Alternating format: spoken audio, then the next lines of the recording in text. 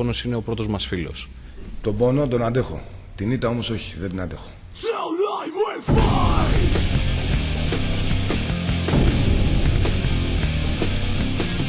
Κανείς δεν θέλει να πονάει. Με τον πόνο δεν είμαστε καλά φιλαράκια.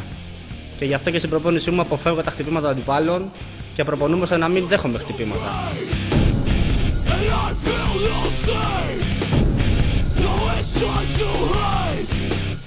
Η σχέση μου με τον πόνο είναι πολύ καλή. Ο πόνος μου αρέσει. Και να παίρνω πόνο και να δίνω πόνο. Είναι δύσκολο. 3 αγώνες σε μία νύχτα είναι αρκετή ώρα μες στο ring. Αλλά εντάξει, θα προσπαθήσουμε, θα δουλέψουμε σκληρά και πιστεύω θα τα καταφέρουμε. Δεν νομίζω να έχουμε πρόβλημα.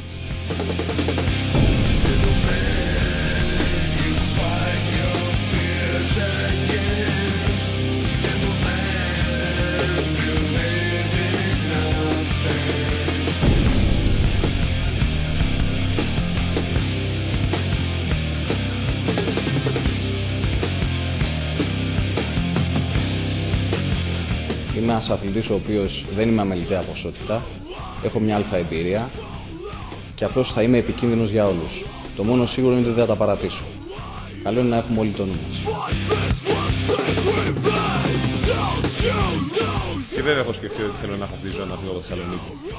Δεν φοβάμαι κανέναν αντίπαλο, σέβομαι όλους τους αντιπάλους μου και σίγουρα θα τους προσέξω. Να ξέρετε θα δώσω τον καλύτερο με αυτό.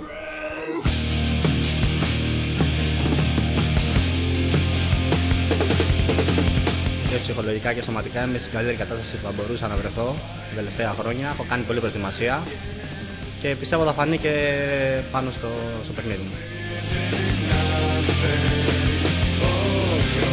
Γνωρίζω και τους 8, τους έχω μελετήσει, δύσκολοι αντίπαλοι, πολλά τα κιλά, αλλά ο νικητής είναι ένας.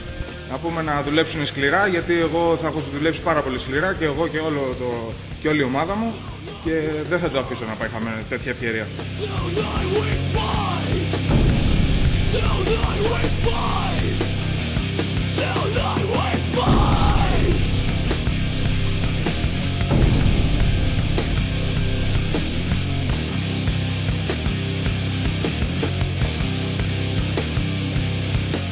Είμαι Θεσσαλονικιός, μεγάλος αμαχητής και θα κάνω το παν ώστε η ζώνη να μείνει στην πόλη μας.